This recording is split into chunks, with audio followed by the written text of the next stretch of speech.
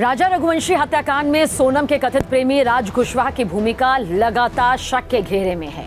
इस बीच कई तरह के सवाल उठ रहे हैं। मसलन क्या राज कुशवाहा सोनम के परिवार का हमदर्द बनकर अपना गुनाह छिपाने की कोशिश कर रहा था?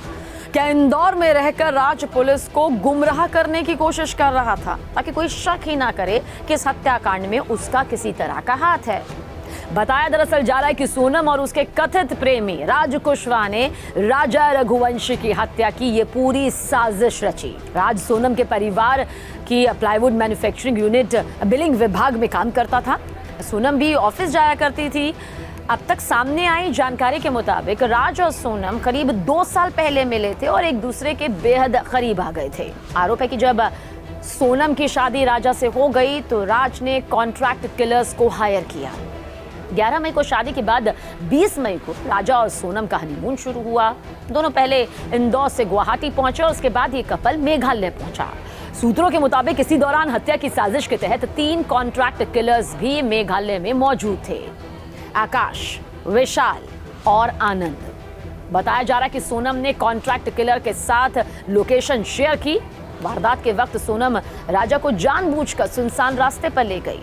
इसके बाद कॉन्ट्रैक्ट किलर्स ने राजा की हत्या कर दी। फिर 23 मई वो तारीख जब राजा और सोनम के लापता होने की खबर चलती रही। इस बीच राज कुशवाहा इंदौर में ही रुका रहा। फिर 2 जून को राजा का शव मिलता है, यानी कि सोनम के पति का शव को इंदौर लाया गया।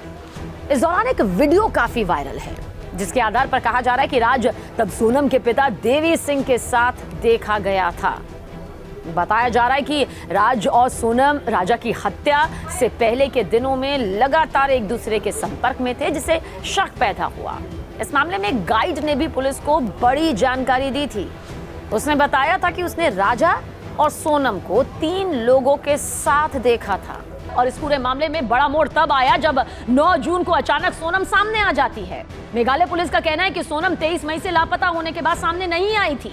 वो 9 जून को तब सामने आई जब पुलिस मामले के बेहद करीब पहुंच गई और बाकी आरोपियों को गिरफ्त में ले लिया। मतलब ये कि शायद सोनम समझ चुकी थी कि पुलिस अब उस तक भी पहुंच सकती है। हालांकि सोनम जब सामने आई तो उसने एक हैरान कर देने वाला दावा कर दिया कि उसने कहा कि उसे ड्रग्स देकर उत्तर प्रदेश लाया गया। दरअसल सोनम 9 जून को गाजीपुर वाराणसी रोड के मौजूद एक ढाबे पर पहुंची थी और वहां से उसने अपने परिवार को कॉल किया था। फिलहाल मामले के आरोपी पुलिस की गिरफ्त में है। आगे की जांच जारी है और बहुत से खुलासे अभी होने बाकी हैं।